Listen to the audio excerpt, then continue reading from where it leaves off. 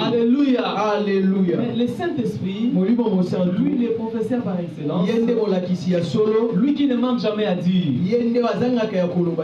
il nous a inspirés. Gloire soit rendue à Dieu.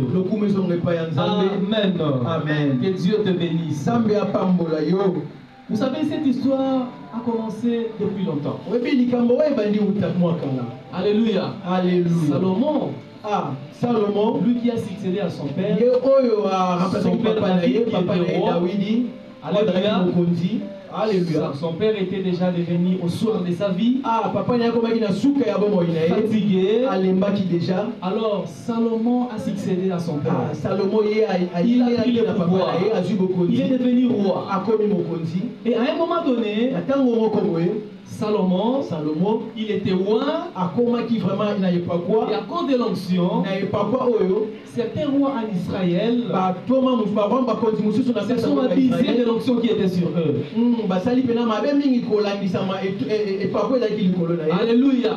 Suivez-moi très bien. Vous allez comprendre les nez du problème. Salomon a pris le pouvoir. Il a bien commencé. Mais à un moment donné, Salomon s'est détourné de la volonté de Dieu. Alléluia. Il s'est détourné de la volonté de Dieu. Et Salomon va prendre beaucoup de femmes. Alors que Dieu avait interdit. Il était strictement interdit de prendre des femmes étrangères. Alléluia. Salomon va décider de prendre des femmes étrangères. Et ces femmes s'étaient invitées en Israël. Elles sont venues s'installer en Israël. Alléluia. Et les femmes disaient ceci. Et ces femmes venaient pleurer à Salomon. Toi, Salomon, tu es roi. Tu vas au culte. Tu vas à l'église. Tu as un temple. Et pourquoi toutes tes femmes? Moi, ta femme. Parce que chacune des femmes venait pour pleurer. Pour moi, c'est auprès de Salomon. Maintenant, moi, où est-ce que je vais prier? Où est mon temple? Où est mon prêtre? Où est mes conducteurs? J'ai besoin de prier. J'ai aussi mon Dieu. Alléluia. Amen. Et Salomon a écouté la voix de ses femmes. Salomon a invité les prêtres. Il va faire venir tous les prêtres. Ils sont venus en Israël. Ils ont construit des temples. Ils ont commencé à faire des cultes. La Bible dit, le cœur de Salomon s'est détourné de Dieu. Lisez bien cette histoire. Dieu se met en colère. Alléluia. Dieu se met en colère. Dieu va diviser. Je vais diviser ton royaume. Je vais diviser ton royaume. Alléluia. Amen. Mais parce que Dieu se souvient toujours de l'alliance. L'alliance de son père David va crier sur Salomon. Dieu dit, je diviserai le royaume, mais pas sous ton royaume, ton leadership. Alléluia. Et après la mort de Salomon, Dieu va diviser le royaume. Il y avait les serviteurs de Salomon, Jéroboam, il y avait aussi son fils Roboam. Il y avait maintenant des royaumes. Dieu va sceller les royaumes. Alléluia. Nous avons le royaume d'Israël et le royaume de Juda. Alléluia. Le royaume de Juda comme capitale, avait pour capitale la Jérusalem. Et le royaume d'Israël, c'était la Samarie. Alléluia. Amen. Et cette femme était samaritaine. Alléluia. Et là, il y avait une inimitié qui régnait entre ces deux royaumes. Et c'est Dieu lui-même qui était l'auteur de cette inimitié. Parce que c'était une punition, une sentence que Dieu avait déclarée. Alléluia. Amen. Et lorsque cette femme vient, vous allez remarquer que cette femme regardait Jésus avec mépris et condescendance. Il considérait Jésus comme une poubelle. Il n'y a aucune relation entre nous et vous. Parce que je suis un juif. Moi je suis samaritain. Il n'y a plus de relation. Alléluia. Amen. Écoutez bien aimé. Mais vous allez remarquer, avant d'arriver là, Jésus qui a fait un long parcours avec les disciples. Il a fait un long trajet avec les disciples. Le soleil était accablant. Et la contrée était désertique.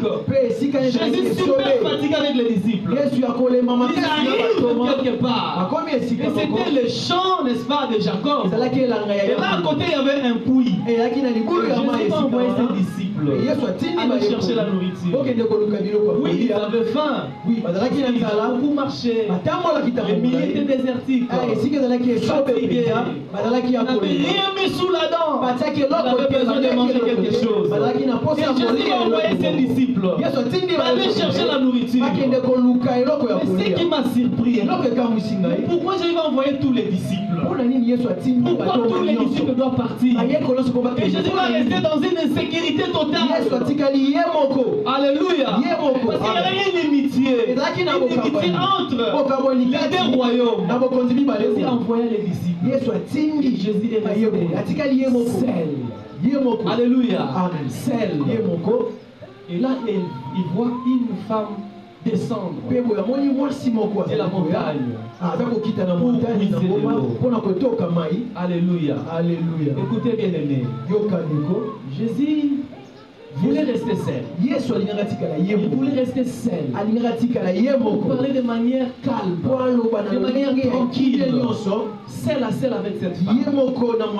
Alléluia. Seul à seul avec cette femme. Vous ne voulez pas les dérangements des disciples. Vous ne voulez pas les dérangements de Pierre. Pierre était là pour poser des questions bizarres et compliquées à Jésus. Alléluia. Jésus voulait rester seul avec cette femme. Bien aimé. Jésus va rester seul avec toi. Seul à seul avec Jésus. Seul à seul avec Jésus. Bien aimé, à un certain moment dans la vie chrétienne, il faut que tu fasses une expérience personnelle avec Jésus. Tu étais venu à l'église parce qu'on t'avait invité. Tu es venu parce que tu es le cousin de papa Hervé. Tu es venu parce que tu es la tante, je ne sais pas, tu es l'ami, tu es le frère de qui je ne sais pas. Alléluia. Amen. Mais à un moment donné dans la vie, bien aimé, il faut faire une expérience personnelle avec Jésus. Parler personnellement avec Jésus. Il y a des choses que Jésus ne transitera pas par quelqu'un d'autre pour te parler. Il y a des choses, bien aimées, que Jésus n'a pas besoin de passer par l'intermédiaire de quelqu'un d'autre pour te parler. Il veut te parler personnellement. C'est avec Jésus. Avec Jésus. Tu vas faire une rencontre personnelle avec Jésus. Tu sais pourquoi tu tergiverses? Pourquoi tu es en train de tergiverser dans la vie chrétienne? Pourquoi tu t'attends dans la vie chrétienne? Pourquoi tu es un pas dedans et un pied dehors? Pourquoi tu hésites pour faire des choses? Parce que tu n'as pas encore fait une rencontre personnelle. Lorsque papa Hervé prend la parole, lorsqu'il tient le micro pour parler, toi tu es incapable de voir Jésus qui se cache derrière lui. Vous savez pourquoi nous avons beaucoup de problèmes même pour donner? Parce que nous pensons que nous donnons aux hommes. Alors qu'il y a un grand Dieu qui se cache derrière les hommes.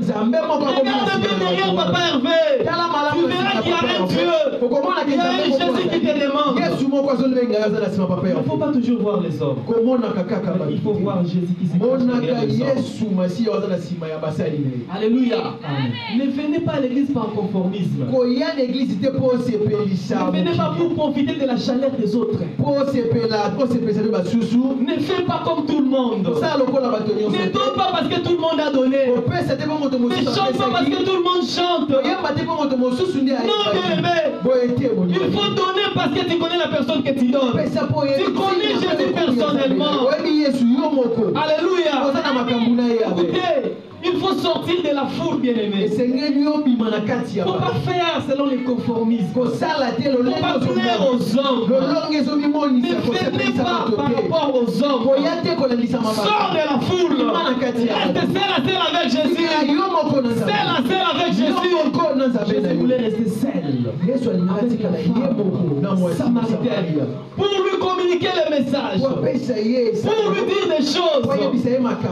Alléluia. Écoutez bien aimé, il est vrai que nous sommes une foule. Alléluia. Nous donnons ensemble, mais Dieu ne reçoit pas ensemble. Personnellement. Alléluia. Nous chantons ensemble. Une chorale ensemble. Mais Dieu entend ta propre voix. Il veut t'écouter toi. C'est la scène avec Dieu. La vie chrétienne est une vie personnelle. C'est pas une vie de tout le monde. Ne construis pas ta foi sur quelqu'un d'autre. Alléluia. Mais bâtis ta foi sur Jésus. Sur la pierre angulaire. Alléluia. C'est la selle avec Jésus. C'est la selle avec Jésus. Et nous comprenons. On retrouve les disciples. Ils sont venus avec la nourriture. Au lieu de trouver Jésus fatigué, on voit quelqu'un avec force, puissance. Il parle avec courage. Alléluia. Amen. Et là, Jésus va dire, manger la nourriture que vous ne connaissez pas. Alléluia. Dieu ne mange pas seulement le physique. Il mange aussi le spirituel. Lorsque tu es fatigué physiquement, sois fort spirituellement. Sois fort spirituellement. Est-ce qu'on peut acclamer pour Jésus? Est-ce qu'on peut acclamer pour Jésus? Est-ce qu'on peut acclamer pour Jésus? Alléluia. C'est très important, bien aimé. C'est la selle avec Jésus. C'est la selle avec Jésus. Bien aimé, le jour où tu resteras seul avec Jésus, tu donneras même si on ne te demande pas. Le jour où tu resteras seul avec Jésus, tu viendras à l'église pour chercher la face de Dieu s'il n'y a pas un modérateur. Anne n'avait pas un modérateur. Elle n'avait pas besoin d'un modérateur. Elle allait au temple. Elle seule est modérateur. C'est la selle avec Dieu. Samuel était venu. Est-ce que tu peux acclamer pour Jésus? Alléluia. Gloire soit rendue à Dieu. Alléluia. Et là Jésus s'approche. Il s'approche de la femme. Viens. Il demande à la femme, donne-moi à boire. Donne-moi de l'eau. J'ai soif. Je veux boire. Alléluia. Amen. Écoutez bien aimé. Jésus ne nous demande pas parce qu'il a besoin. Alléluia. Amen. Il ne te demande pas l'argent parce qu'il a besoin d'argent. Alléluia. Amen. Mais lorsque Jésus nous demande, c'est pour nous bénir. Même si tu donnes des milliards à Jésus, c'est le 0,000%. Cela ne représente rien devant Dieu. Alléluia. Amen. Voilà pourquoi une personne qui a fait une expérience personnelle avec Jésus est capable de donner tout. Donner tout. Je vis les gens donner la parcelle à Jésus. Alléluia. Pendant qu'à côté il y avait des gens de locataires. Bien aimé, si on ne t'a pas encore traité de fou dans cette relation, si tu n'as pas encore posé des actes de folie dans ta relation avec Jésus, tu n'es pas encore devenu enfant de Dieu. Tu dois donner n'importe quoi à Jésus. Le bijou appartient à Dieu. Alléluia. L'argent appartient à Dieu. Parce que tu as fait une relation personnelle avec Dieu. Tu vas commencer à regarder seulement. Tu vas donner même si on ne t'a pas demandé. Tu vas donner les micros. Tu vas donner les baffles. Tu regardes Papa Hervé. Non, c'est mon pasteur. Je vais donner une jeep. Parce que je ne donne pas à mon pasteur. Je donne à Jésus. L'expérience personnelle avec Dieu. C'est très important. Et Jésus m'a demandé, donne-moi à boire. Donne-moi à boire. Parce que je sois. Parce que je sois. Alléluia. En réalité, bien aimé, Jésus ne demandait pas de l'eau naturelle. La soif en question, c'est la soif spirituelle. Une soif spirituelle. Elle est marquée même sur la croix. Je vais déclarer, j'ai soif. J'ai soif. Lorsqu'un mari dit j'ai soif, ce n'est pas le pain. Ce n'est pas. Alléluia. Amen. Lorsqu'un mari dit j'ai soif, le mari a besoin de sa femme. Lorsque Jésus cria j'ai soif sur la croix, il avait besoin de l'église. Il voulait voir son épouse. Il voulait passer le moment des intimités avec l'église. Il a besoin de l'église. Je vais te voir. Parce que je vais mourir pour toi. Jésus avait besoin de cette femme. Il voulait les prendre en mariage. Alléluia. Amen. Il voulait les prendre en mariage. Il voulait faire des enfants avec cette femme. Nous faisons des enfants avec Jésus, vous le savez. Pour Jésus. Alléluia. Amen. Vous savez c'est elle. C'était un des caractères. A un caractère prophétique. A aussi un caractère doctrinal. Alors je ne vais pas m'engager beaucoup plus dans les caractères prophétiques parce que nous irons encore plus loin. Alléluia. Voilà pourquoi je suis plus dans la doctrine. Alléluia. Vous savez la doctrine. La doctrine aussi a des dimensions. Il y a la doctrine qu'on appelle la sainte doctrine. C'est-à-dire les enseignements des apôtres. Il y a aussi la doctrine qu'on appelle la mise en pratique. Parce que dans les 4 bras de l'évangile, nous avons la révélation, la prophétie, la connaissance, il y a aussi la doctrine. Les 4 points de l'évangile, c'est l'enseignement des apôtres.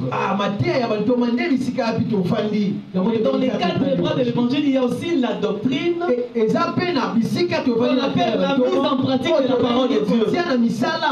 C'est-à-dire, on peut parler par révélation, on peut parler par prophétie, on peut parler par connaissance, on peut aussi prêcher par doctrine.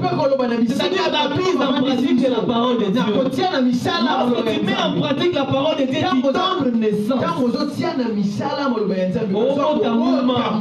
les bonnes œuvres. Est-ce qu'on peut acclamer pour Dieu? Gloire à